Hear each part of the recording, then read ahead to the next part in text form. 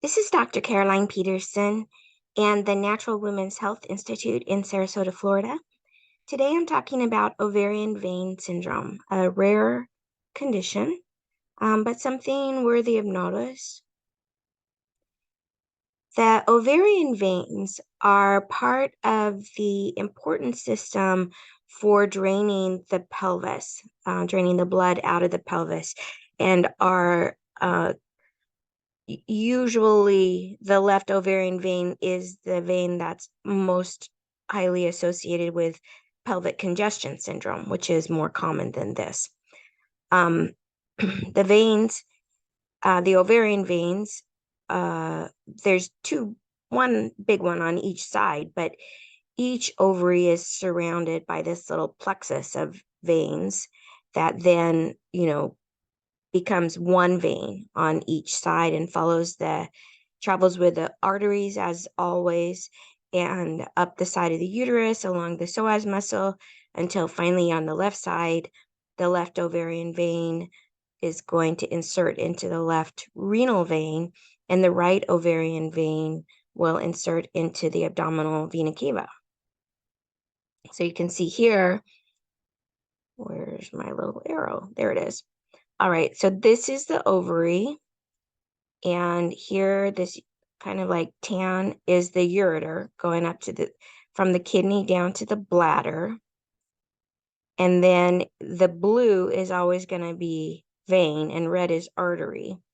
So you got the left ovarian vein traveling with the artery and coming up to the left renal vein, and the right ovarian vein and artery coming up, and the right ovarian vein inserting into the vena cava. And you can see that's at an acute angle on the right, and on the left is 90 degrees, so it's pretty open there.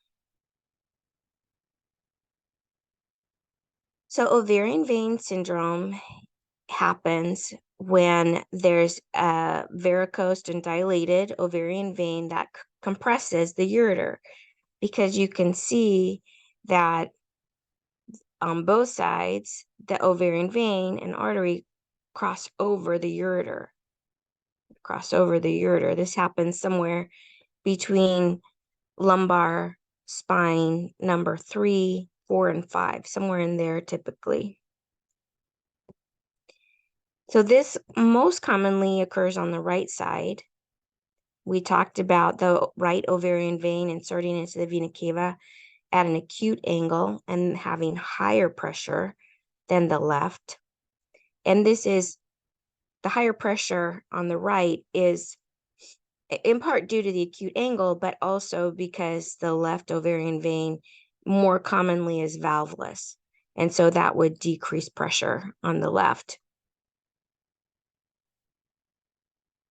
So again, here we have the crossover of the right ovarian vein over the ureter and at an acute angle.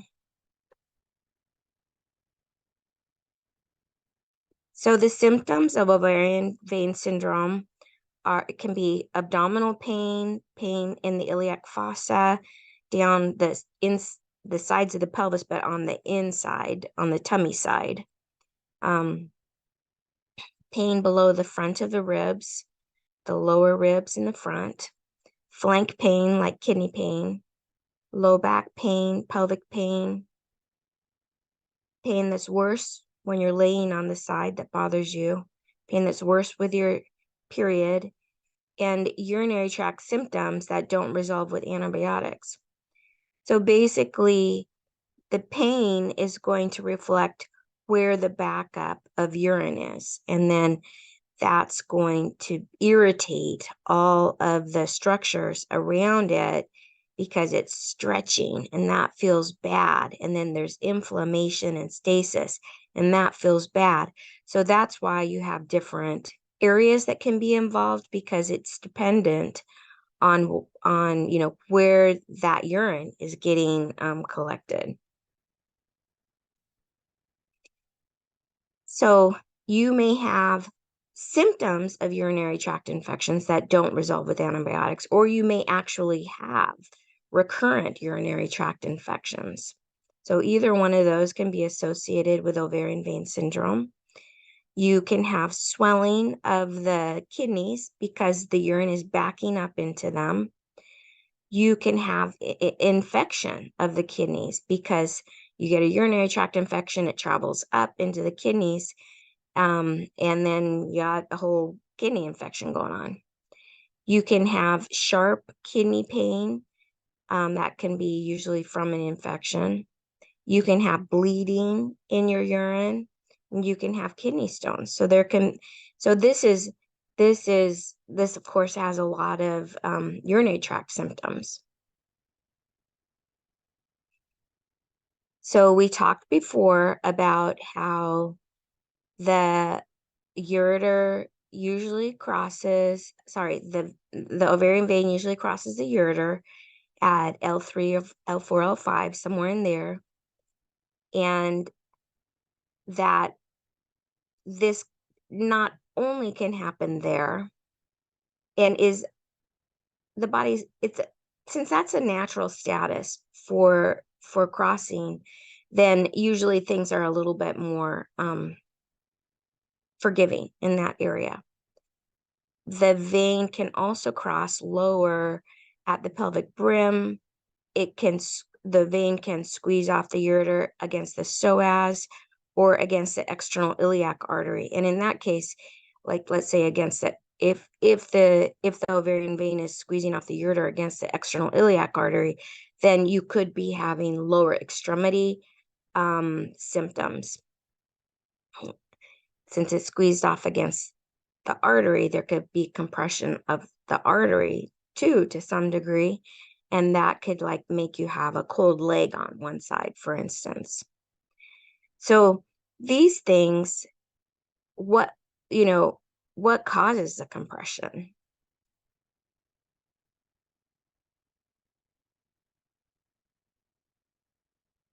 Oh, I can show you here.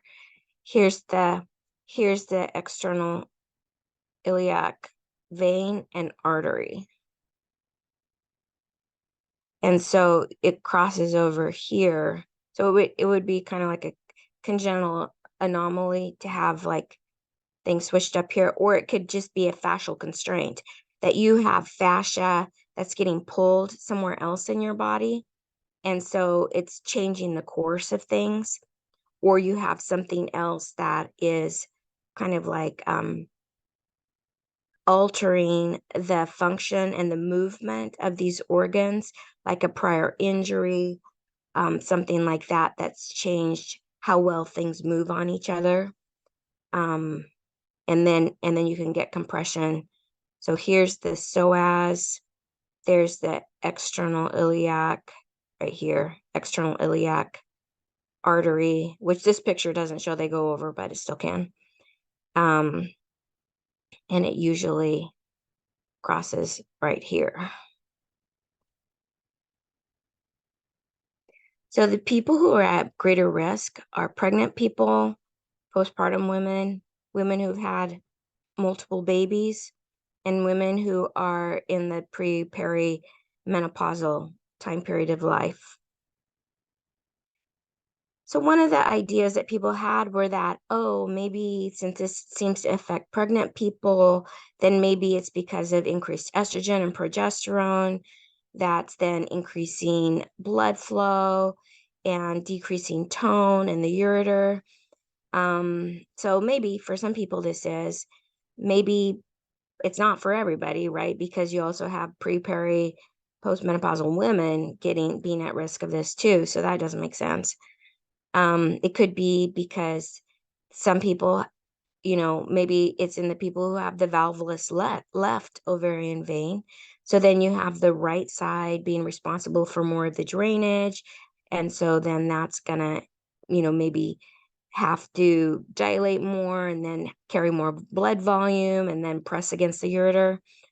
Or maybe it's even just fascial constraint, that torques and twists the fascia in the area and the relationship between the ovarian vein and the ureter, um, and it compromises the drainage. The diagnostics that they use for ovarian vein syndrome can either be abdominal and transvaginal ultrasound, so either ultrasound through the stomach, the abdomen, or through the vagina.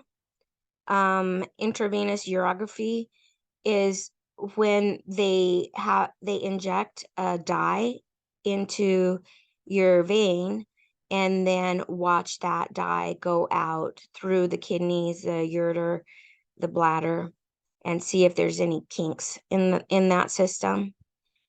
Retrograde pylography is kind of like the opposite of that. That's where they inject dye into the urethra and they watch it go up through the bladder, the ureter, into the kidney with the x-ray. And then it used to be that percutaneous ovarian venography was the gold standard. I really don't think this is anymore. The articles are all old. Um, and so I doubt if this is something that's really used very much anymore. But that was when they they injected dye and they watched it go through the ovarian vein to see if there was any dilation or um, any any issues with the vein. And then, of course, there's also magnetic resonance venography, where they would use magnetic resonance to look at the veins with contrast. The biomedical treatment is to use drugs to cause venous contraction and to work with the hormones to try to optimize flow. They can also embolize or cut off the circulation, put a little clot or something in the vein to stop it from being functional, so that then you'd have the other side picking up the slack. Or else you can do a laparoscopic surgery of the belly to see what's going on and find it and fix it type of deal. So in conservative medicine, which is what I practice with functional medicine and manual hands-on therapy, what I would do would be listening with my hands to the viscera, the vascular system, the fascial system, and determining if there's constraint in that system, releasing that constraint through gentle manual therapy, or using things like castor oil packs to kind of like melt away adhesions, because adhesions can create a lot of perturbation in a system like this. And then also supporting the venous system and the urinary tract with herbs to help decrease the probability of infections in the urinary tract and improve the flow of blood in the venous system.